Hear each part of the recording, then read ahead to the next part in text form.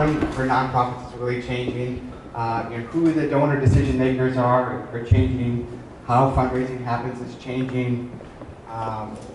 People are demanding more accountability. There's a ton of capital campaigns going on. So I thought, it'd be a great time to just have a conversation about that. And I invited Cindy and Rich because they are the two people that I see as the experts in our community. Cindy comes at it from really a community perspective in capital campaigns. Rich comes at it a little bit more from a faith perspective. And you two are two people I have immense respect for. And we wanted to, kind of doing this a little bit selfishly because I want to hear what you guys have to say. But I think it's going to be good. So, Rich and Cindy, why don't you two start off by just introducing yourself for a minute or two and kind of who you are and what you're all about and the organizations that you work with. So, Cindy, you already have the mic. Why don't you go first? Well, welcome everyone, and thank you so much for coming and for having curiosity about the nonprofit sector. Well, how do I turn it? Oh, is this better? Yeah. Well, welcome everyone, and as I just said a moment ago, thank you for your curiosity about what's happening in the nonprofit sector. I'm tremendously passionate about the work that happens amongst this group. My company, Maximizing Excellence, started 11 and a half years ago at what was called the South Dakota Technology Business Center. So if that doesn't give you a spectrum of my journey in the entrepreneurial world as well, we partner with organizations that want to achieve high results. And we really value partnerships. We work primarily with nonprofits in the areas of strategic planning, fundraising, and I think where we have a lot of fun is with capital campaigns. All right. Whoa, hello. Thanks for coming out today. Really excited to be here. And I guess you get to just listen into a conversation that the two of us are going to have with Matt. So if that's beneficial, hopefully it is for everybody. My name is Rich Merkouris. Got 3 children here in Sioux Falls. My wife is a teacher at John Harris Elementary. During the day, I work for a faith-based foundation called Kingdom Capital Fund that supports faith-based organizations here and around the world. In the evenings and on the weekends, I get to participate in things like Compassion Childcare, Empower Sioux Falls, and the Sioux Falls Hope Coalition. So really excited about the work that nonprofits do for the common good in our community, and excited to talk about how each of us can participate in that today. So what we're going to do is I'm going to ask probably 2 or 3 questions, and then I'll start handing out the microphone to anyone else that has questions. And the first kind of thing that I really want to talk about is it does seem like there's kind of a generational change in who the decision makers are in our community of whether capital campaigns is really going to go, or who's making the decision on writing a check or not writing a check. And you really kind of see this in maybe the banking industry more than some other places. More visibly. So, what are the business leaders in the 30s and 40s telling us, about how they want to see nonprofits kind of function differently, fundraise differently? What are we hearing from the Tony Norris and the Jason Haribolts and people who are kind of this younger generation? What are we hearing from them? Well, way to jump right in. Rich, you want to take a go at it first? You gotta go. You got the mic. Darn, why am I holding this mic first? For those of you who are active in the community, whether it's in the nonprofit sector or in the spheres that you spend the most time in or most passionate about, you might be sensing that too. And I think there is absolutely, from the lens of the nonprofit sector, a shift. I think it's an exciting shift. I think it's a shift that we need to be really intentional about. It's certainly one that we pay as much attention to in our office as possible. But it's absolutely true that not just in philanthropy in our community, but the way decisions are being made and who is being given maybe the microphone to make those decisions is absolutely a shift. Jason Haribolt's a great example. Tony Norris is a great example. I think the 2 of you are great examples. There's others in this room who are as well. And what we're seeing, at least what we're seeing, is there is an eagerness by that group to be asked. There's a desire for that group to do what they've learned from their professional predecessors and maybe also from their families and church and so on. But if we're looking at it from that business community, they're learning the importance of that and they want to be a part of it and they're ready to be asked. And the fact that you mentioned those 2 names, those 2 gentlemen get asked a lot. I can think of 40 other people who are just as talented and just as interested in being asked, and they aren't being asked. And so I think that is part of this changing landscape, is are we broadening who we're inviting to be a part of our journey and a part of the impact our organization can make. I would also take that lens from a donor perspective as well, and we could jump into that maybe in a little bit more detail with a different question, but I'm finding that that particular audience is a lot more interested in impact. Not that their predecessors aren't or weren't, it's aren't, but they just want to see it measured, and they want to be in it in a whole different way, in a whole different degree than those who perhaps were in the position to make those decisions before.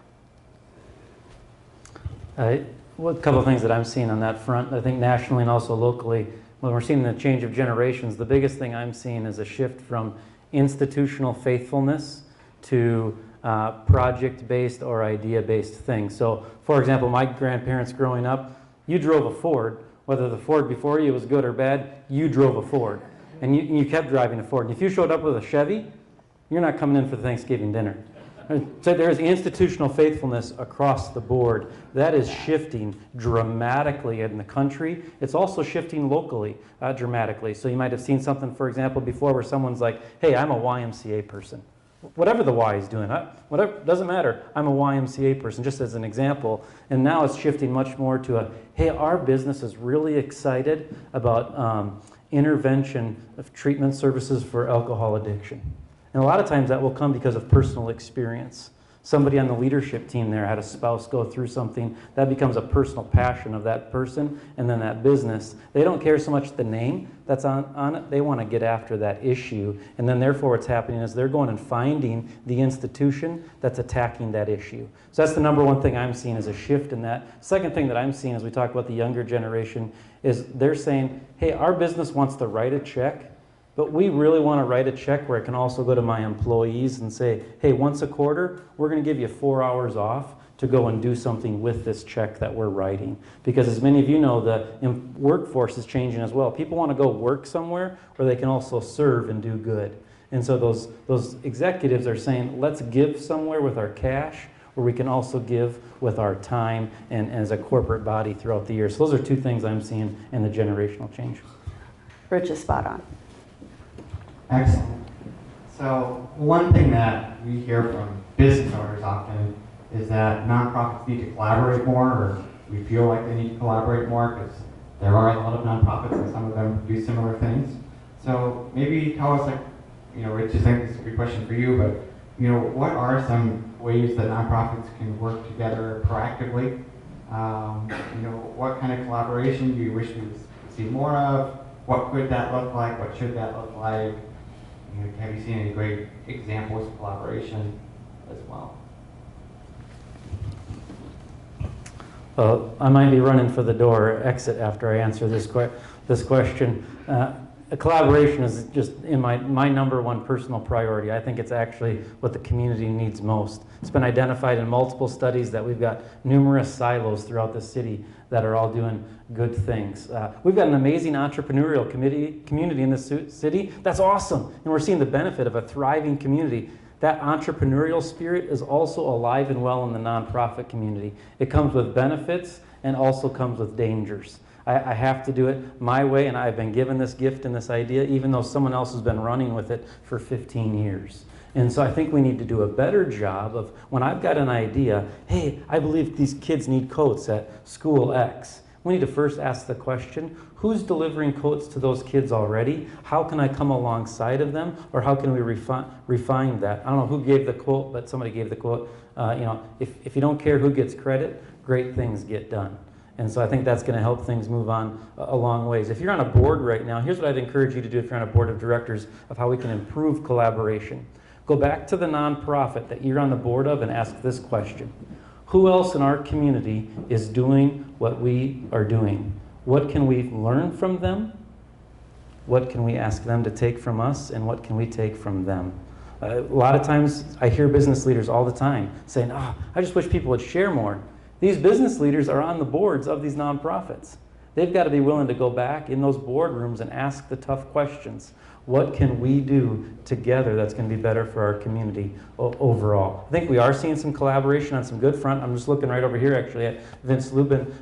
He's helping lead an effort right now for veterans in our community. There's a veteran tiny home project that's underway right now. That project is pulling together different groups in our community. It's not establishing a new one. They're actually modeling something after Kansas City, a successful thing that has worked in the past. They're bringing city government to the table. They're right now in the process of engaging others. And so I think that's a grand example of someone not saying, hey, let's go start a 501c3 and let's come up with some idea. What they did is they saw an idea that worked. They pulled people together that are already involved in the community, and they're not trying to duplicate something being done, but it is a specific niche in a new area and pulling people together. Well, I think that's a great example, the VCP project. Let's look at this collaboration from a couple of different ways. One, put yourself in the seat that you normally sit in as an entrepreneur. Entrepreneurs get an idea and they want to create something. They want to start a business.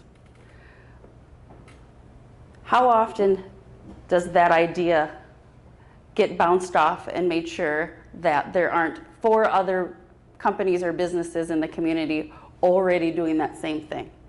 What are the chances that that business or that new entrepreneur is going to be successful if they are doing exactly what 3 other companies in town are already doing? It's not that different for nonprofits. If you think about it, just putting those pieces together, at least it's something to consider. There's always a tweak. There's always something unique. There's always a different motivator. But I think it's really important that as nonprofits and innovators and also as donors that we make sure that we aren't investing in something that absolutely looks exactly like something else that's happening. Now that doesn't mean there shouldn't be 15 after-school programs. Supply and demand would tell us that we need them.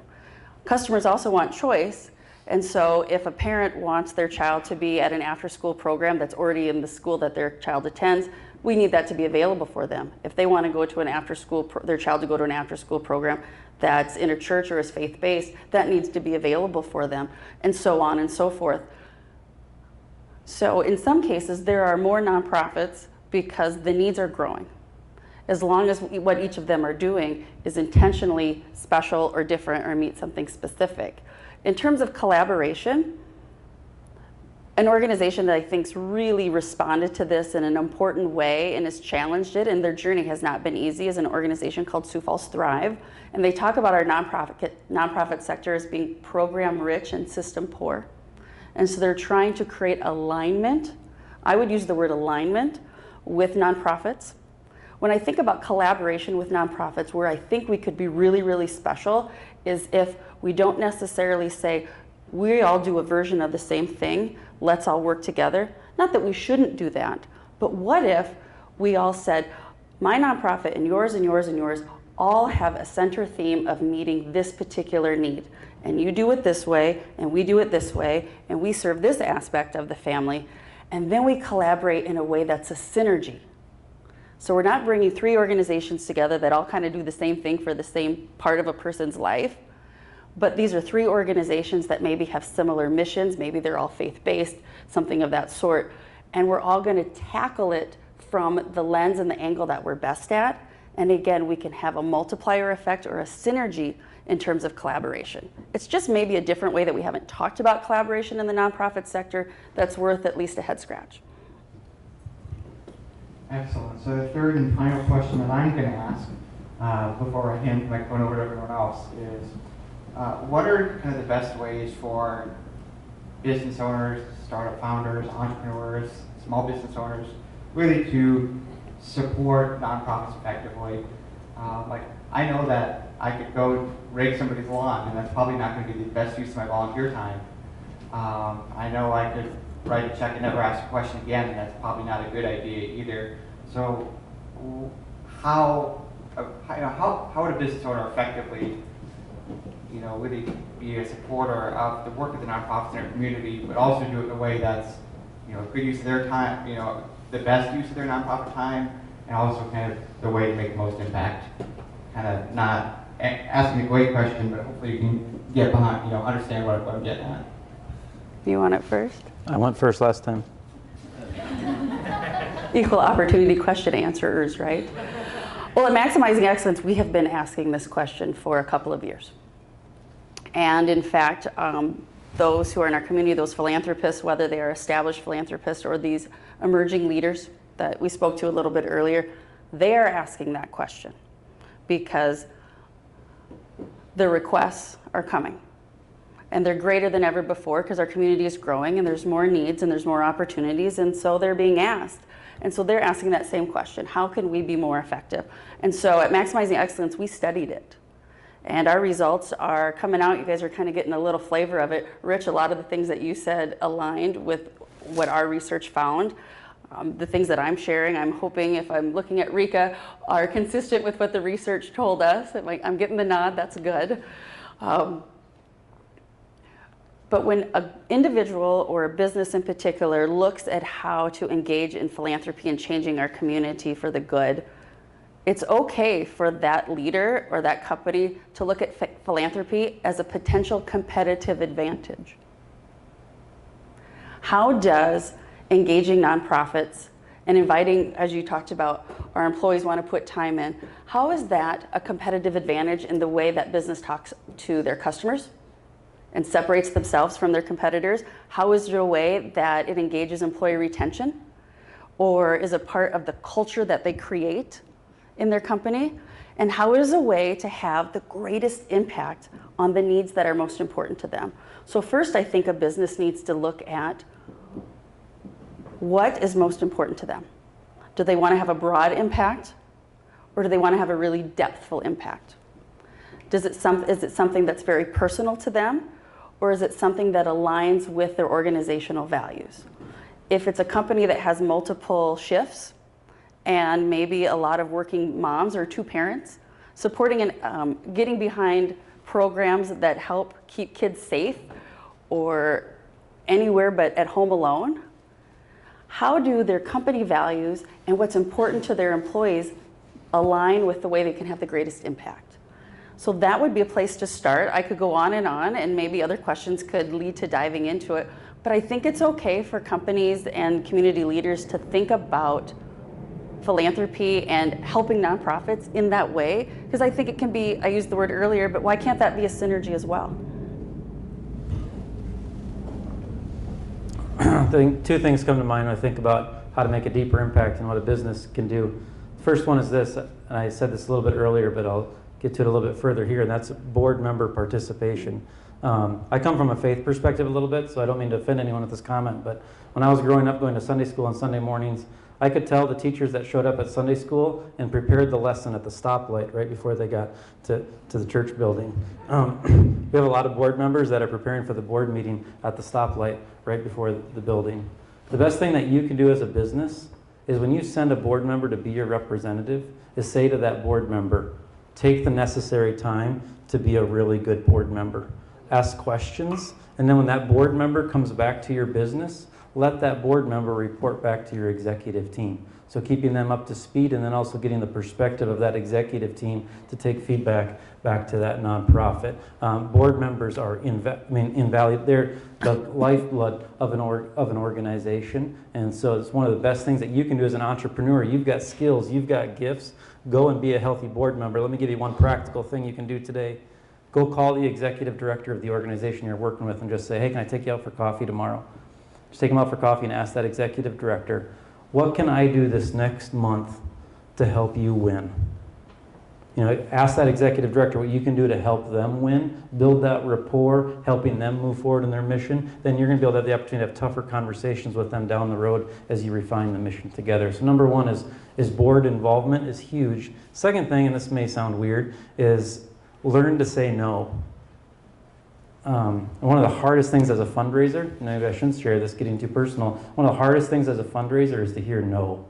Partially it's hard for me because I'm so emotionally and personally involved in everything that I ask money for. I mean, I told Cindy, I've told others, I don't ask money for anything that my wife and I won't give money to ourselves, and my other rule is that I won't give time to. So when I'm going and asking, I'm passionate about that. I want that thing to move forward, so a no I almost take personally. But what I've learned is a no can be really healthy. So learn to say no, and here's what you can do that's really healthy. Give the why to your no. Be awesome if I was asking people and people were saying no to me more often. They're saying, hey, you know what? We love what you're doing, but my wife and I were really committed right now to helping the meth situation over in this area, and so we're really supporting that. So identify that. Be willing to say no so that you can go deep where necessary, and don't feel bad about saying no either. Could I build off of something that Rich, you said, and I agree with everything that you just shared, but when you talked about board members and how they are critically important to the success of a nonprofit, as a business owner or someone who's looking at how that fits into where they encourage their employees to give time, serving on a board can be a powerful professional development opportunity for an up-and-comer or for someone on your team. When I think about 15 plus years ago when I was part of the Sioux Empire United Way, and there might be an up-and-comer who is positioned for management but has never managed a team. Well, being on a board or being a volunteer for a particular organization where they're in charge of a committee, they learn those skills and they bring that back to their employer. They learn a little bit more about the community, and so they have a broader lens about maybe communication, about listening. It's all transferable if it all ties together. So I loved when you said, ask that board member to come back and talk about their board experience, even look not just to those who supervise them or who lead in the organization to mentor from that professional lens of the business itself, but our established philanthropists, those who have served on every board in town and would love for someone else to take their seat, they can mentor their team members and others in the community from that board member and volunteer lens as well. You should hire her. She's really smart. Thank you. Before I hand out the mic, one thing I would want to add is I feel like as I've been involved in nonprofits and supported nonprofits, the play is to go deep and not wide. You can be tangentially involved in 10 different nonprofits and not make an impact, or you can pick one or two and just say, I'm all in. Tell me what you need. You need money, I'll find money. You need time, I'm there. You need expertise, I'll go find a person. Like, that is how you help a nonprofit be effective. It's to pick the one or two things and just say, all right, that's my thing, I'm all in, let's do it. All right, let's transition and hear your question. So I'm going to walk around with the microphone. And if you have a question, raise your hand, and I'll bring it over to you for Cindy Rich. If I hand this to you, you get to go first. Oh, really? You get to have that. There you go. Hi, I'm Sarah Spencer. So I have 3 maybe jumping off points of things you've already mentioned. About the collaboration, there is an attempt by the Helpline Center to get nonprofits to talk to each other. Anybody in the room doesn't know, they need to get on that list. It's the nonprofit exchange, one Thursday a month, and they are now posting it on their new online calendar. You're not, you know. But I don't know that everybody in the room knows about another way, at least to find out what other people are doing. Right now, it tends to be service organizations, service heavy, but if you're serving, go talk to them. My other question was, with this, people who, this younger generation, you mentioned that some of the younger generations want to see their impact measured. Who's measuring the impact? Who's actually concretely measuring it? That's the question, who's measuring it? That's my second question. It's really the responsibility of the nonprofit to measure their impact, and not just for the sake of that donor, but to do better. If you truly exist to change lives or to live your mission to the fullest, if you aren't measuring and figuring out if all that hard work and all of those hours and all of that passion isn't actually moving the needle, what the heck? So the donors want it, but you should want it too. And it really does fall, in my opinion, to the responsibility of the nonprofit. Now, organizations like Helpline and the Nonprofit Exchange over there, and they are tremendous, they do wonderful work. You can utilize entities like that to learn how and to get better at measuring impact. But I think everyone should commit themselves to doing it. Donors will demand it. and they will start to say no because you can't show them the impact. That's the trend that's coming. Anything you want to It's a add? trend that we're slow on the uptake. There are other cities where no money crosses hands without a promise to do a program evaluation and without last year's program evaluation in hand. So, Well, and not to be controversial, but if donors really want to see impact, they might need to challenge themselves to give a little less or to consider holding a gift for another year until that organization can show the impact. Because honestly, if you're still getting the gift, what's the nonprofit's motivation? So that tension, I think, is going to be felt even more greatly in the coming years. Question in the back from Wendy. Good morning. Can you both of you talk a little bit about the role that women are starting to play in philanthropy and as donors? No, you go. It's a research that I'm starting to hear a lot about as women are starting to make more of those decisions, partially because the world shows that they live a little bit longer, possibly. But and that's the reality. They can live a little bit longer. But the role that they're starting to play in nonprofits as donors and in philanthropy and having those leadership roles. Really good question. A couple things come to my mind is, number one is we're seeing more diversity in the executive leadership in the community, which is helping us engage more women at the executive level. Because when you go and you talk to a business saying, hey, we'd like to consider a board member joining us, maybe in the past there wasn't as many women in executive leadership positions. That's changing dramatically, and so there's the opportunity now for women to be engaged in that way. I don't mean to be offensive at all in this next comment at all, so I'll head for the exit here in a second.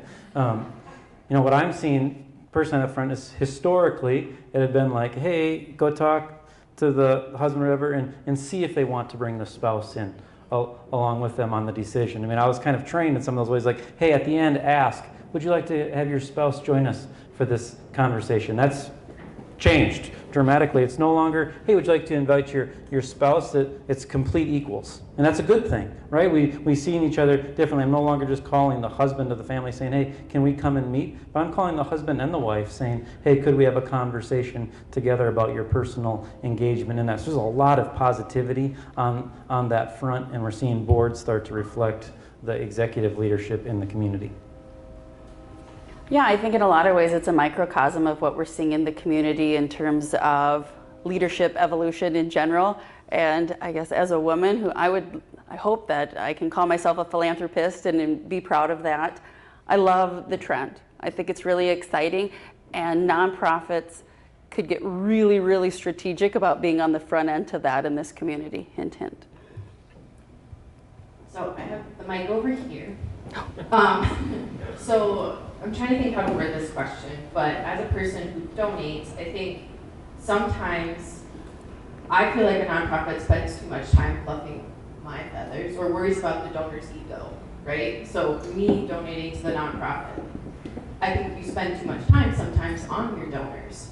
So educate donors about what their expectations should be, because I think your point about maybe hold that donation if you don't think the nonprofit can do with it what you think they should. Like, what is some other advice? Because I think sometimes time is wasted. That the nonprofit on what they're meant to do, sometimes spending a lot of time on making donors feel good.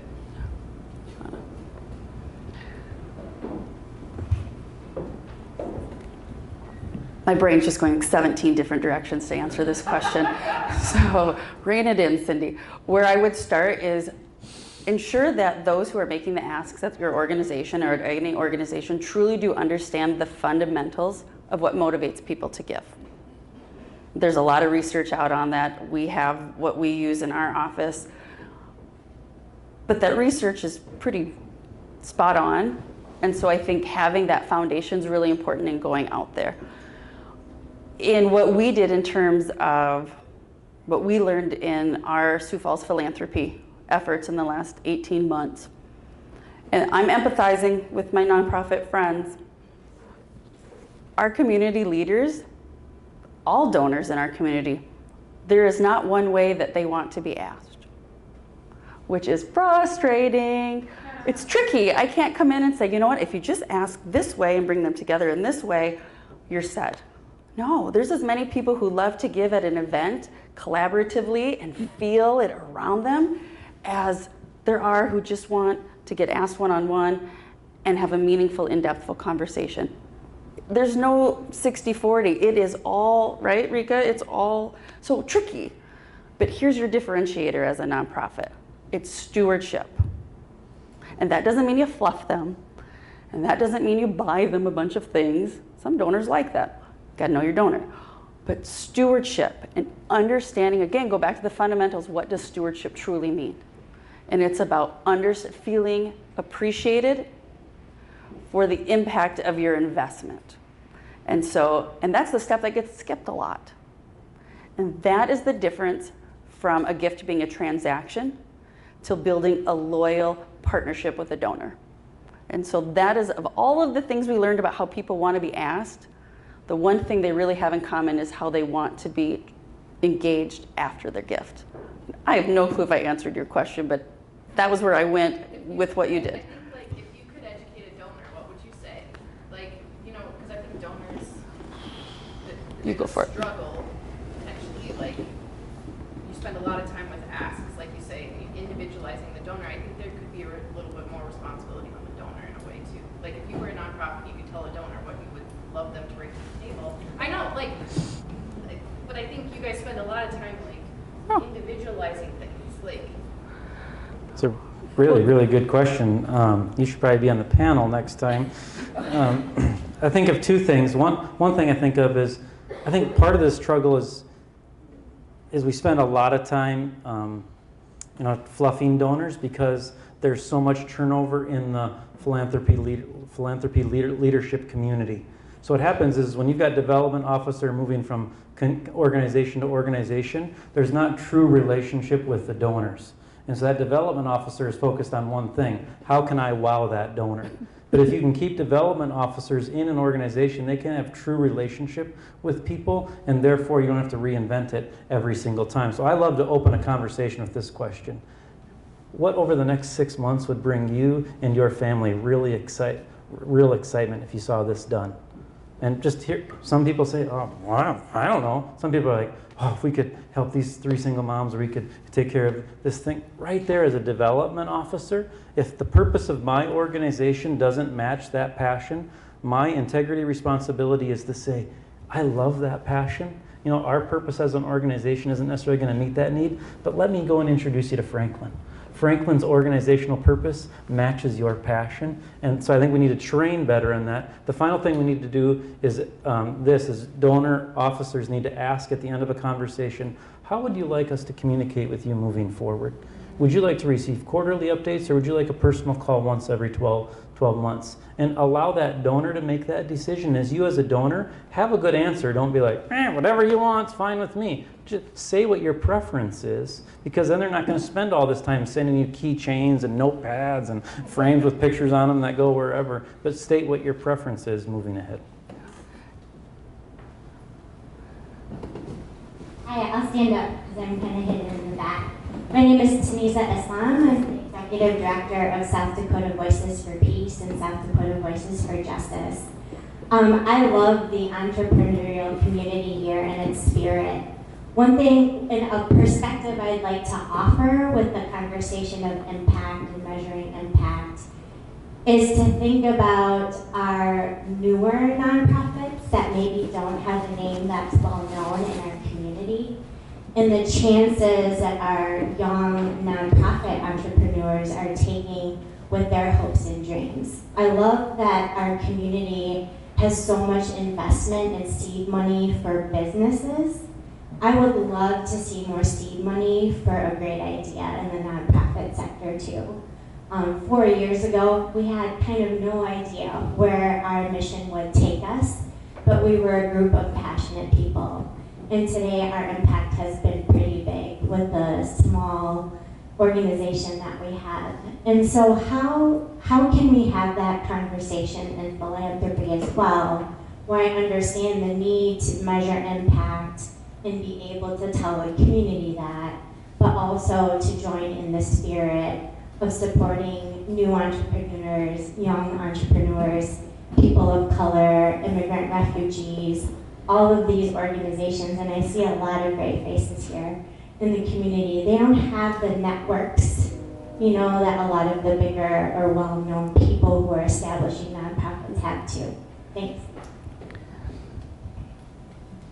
New nonprofits have as much in common with a new startup business as you could possibly imagine.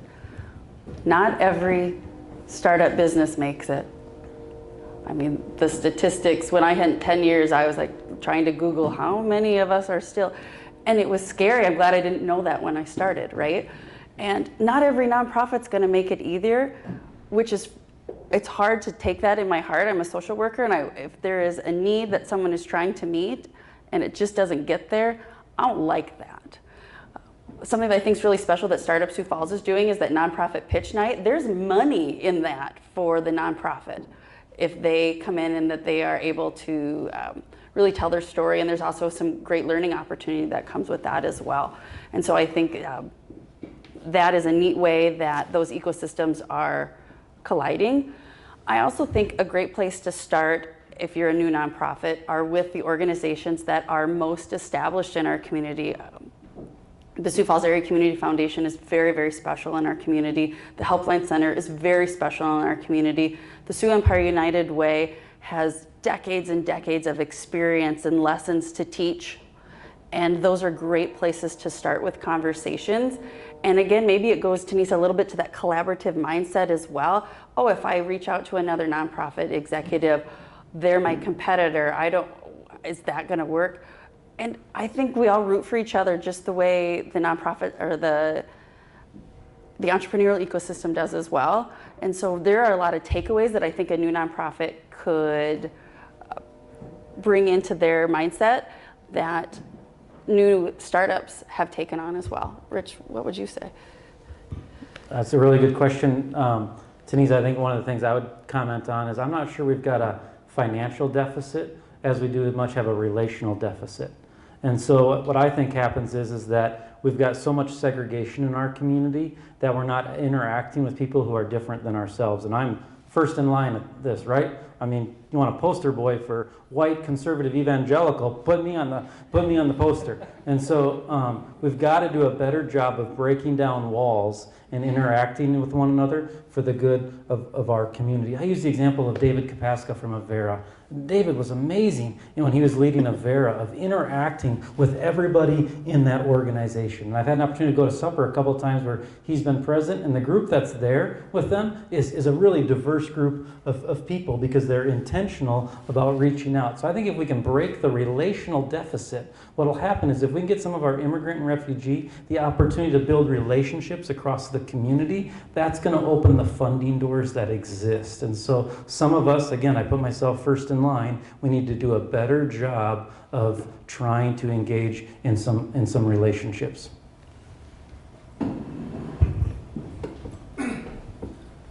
So I just want to start with just thanking both of you for being personal inspirations to me in my day-to-day pursuit to get bigger, go broader, be bolder. Both of you inspire me, and I always love just being close to you and being able to glean. I also really appreciate, Cindy's, your comment about philanthropy being a competitive advantage.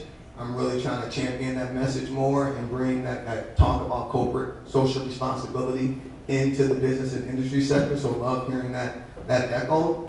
My question is in regards to when you are, like Tanisa kind of mentioned, a startup nonprofit, young nonprofit, small nonprofit.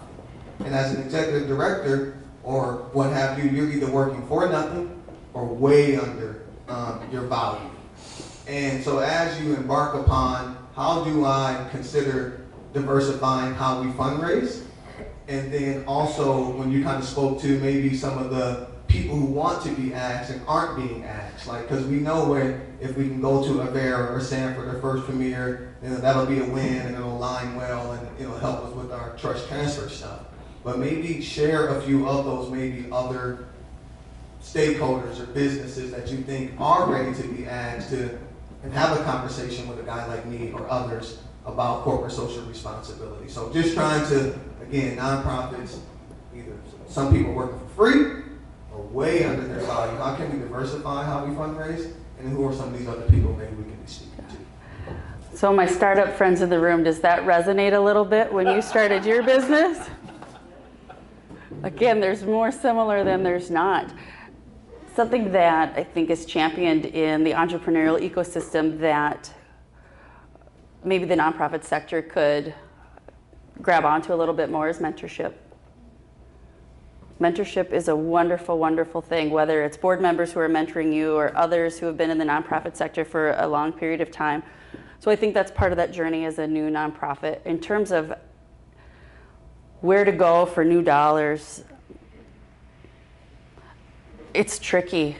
It really is. I don't have the magic wand for it. We're working on the magic wand for it, but it's really about relationships. People give to people before they give to causes first.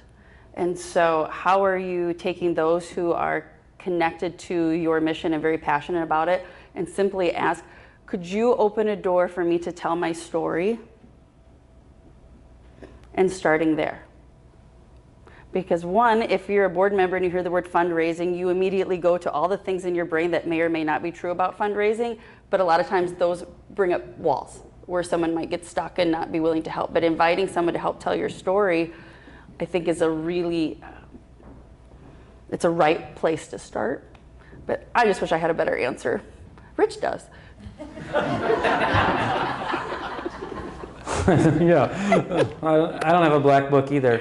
You know, a couple things come to mind. Number one is Sioux Falls is immensely blessed with 3 cornerstone organizations. She's already mentioned them: United Way, Sioux Falls Community Foundation, and the Helpline. I believe what happens in those entities is not so much going to the Sioux Falls Community Foundation and saying, hey, I was wondering if you could connect me with 17 people that could give X amount of dollars. But here's where the beauty of the Sioux Falls Community Foundation is. Sioux Falls Community Foundation knows the heartbeat of the city, but also if you're able to get build a relationship with the Community Foundation, they can coach and train you. That's going to open other doors throughout the time. Same way with the United Way. If you get that United Way, like, hey, they help you think through what are donors going to think about, what are they going to desire. That's still important in our community to have that United Way partnership together. So I think those are 2 really critical pieces. The second thing I'd add to it, I kind of said this with Tunisia a little bit, is I take the multicultural center here in our community, for example. That needs to be reinvigorated, reinvented. There's a lot of work to be done on that front, and we need to recreate it in the sense of more of a relational network than it is a funding network. So how can I go be part of the Multicultural Center that's establishing public policy, that's establishing community efforts, than going to the Multicultural Center looking to get something from it? But rather I'm going to go contribute something to it. And so we need to build that back up. I think building the Multicultural Center back up will help in some of those relational dynamics. Rich, thanks for volunteering to be a board member. That just happened.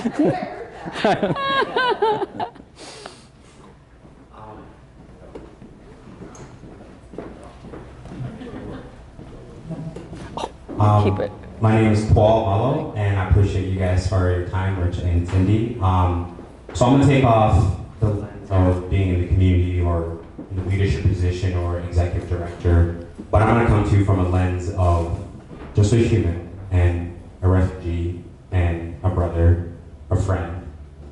How do you give voices to those unheard voices in the community? For example, we talked about impact, we talked about measuring it. And I think a lot of times where we get lost in that, we get lost in the genesis of how people should be together. And it's really connecting. For example, I see a lot of faces, I've had a lot of meetings with a lot of people here. And what I realize is that no matter what impact we're trying to measure, no matter what cause, no matter what institution or organization or nonprofit, it does come down to relationship. But what about those who don't know how to take that first step into building that relationship or that fear? For example, me growing up when I came to the United States, I didn't speak English at all. So for someone who came to this country to try to build something and create value for my life, there's that need for that mentorship. So basically, a roundabout way of asking my question is, how do you go to the communities that don't have a voice, but they have a cause and they have a need? How do you become a liaison? How do you become a person that can be trusted? And how do you parallel that journey with them? Say, hey, you know what? I may not have the answers, but I know someone else that does. For example, when you're in customer or service, if I don't know the answer to the customer's question, it's like, hey, you know what? Let's go find somebody who does. How do we build that intentional in the community? How do we reach out to those leaders, or those communities that don't have voices? I do not answer this question at all from the perspective of expertise or having done it. So make that very well known. This is going to oversimplify things. I believe the number one way that that's done is you and I got to interact with one another. And I'm going to simplify it to as much as this. We need to play soccer together. We need to shop at the exact same grocery store together. Our kids need to be on the same Y basketball team together.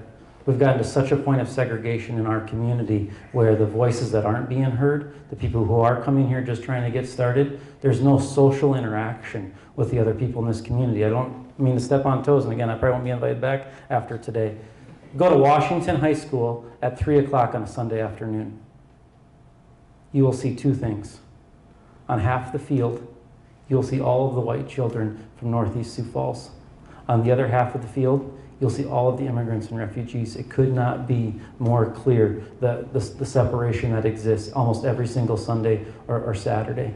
And so I love some things that are happening in the community, like in the Laura B. Anderson neighborhood, where they're trying to bring young children to play soccer together. I'm just sharing my personal perspective on it. Yeah, it's a tricky question. I think the first thing to do is to ask those questions. Keep asking those questions.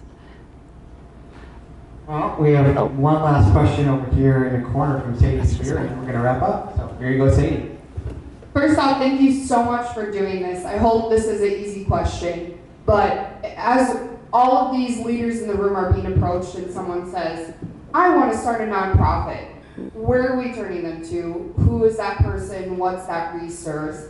And then second question, what is a trend that you're seeing for the next 5-10 years in Sioux Falls for the nonprofit landscape, or what's something you'd like to see, or what's your vision for that? So, Well, for the person who wants to start a new nonprofit, I would encourage whomever is on the other side of that conversation to say, is anyone doing what you're talking about? And if they say, I don't know, or I haven't seen it, let them know you'll visit with them in a couple weeks after they've done a little bit more research, which is what every venture capitalist is going to do with a new startup that comes to them and asks for money, and they ask about the competitive lens. And so I think that's a place to start. In terms of trends,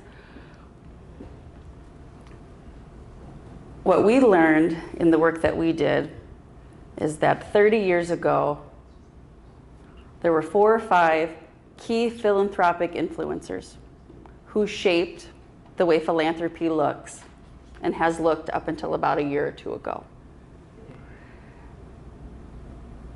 And that is happening again, Sadie. Those philanthropic influencers for the next 5, 10, 15, 25 years are finding themselves reacting and responding. And so as a community, we need to think about being intentional in terms of how we are influencing philanthropy. Philanthropy is a learned behavior. How are we teaching it? How did individuals learn it? They learned it at home or at church, maybe in their place of work. And so I think that's a place where we have to start looking at how do we shape philanthropy in the future. So right now, the magic 8 ball says ask again later.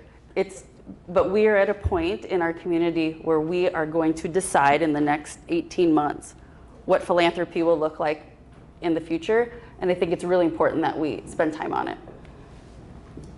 The first thing I would tell someone starting a new profit is say, hey, call Janet at the helpline and just say, can we have coffee? And just ask her one question. What do you see being done in this space? Not necessarily so you don't start, but so you can know who to go talk to and what needs are being met in that way. In regards to the trend, the number one trend that I see is a dangerous trend, I believe, and that is the amount of money that organizations are raising is going up, the number of donors is going down, and the number of people that the money is coming from is consolidating. And so I believe what's happening is, I don't have numbers to back this up, so I could be dead wrong, is that as the wealthier get wealthier, and that drives the giving, I think there's a whole middle group of us, my wife and I, we're going to be kind of like, oh, well, why should we participate in philanthropy when so-and-so can write $1 million check? When the power of stewardship is, no matter your giving level, you participate in it. And so I'm really concerned about the trend of fewer donors, but more dollars, and what the long-term impact of that is of training up the next generation. Well, thank you, Rich and Cindy. One fun question, and then we'll wrap up. What are you guys going to dress up as for Halloween? As mom. Okay. You're talking to the boringest guy in the room. I know. There will be no costume. Well, thank you, Rich and Cindy. Let's give Rich and Cindy a round of applause. Nice job. Thank you.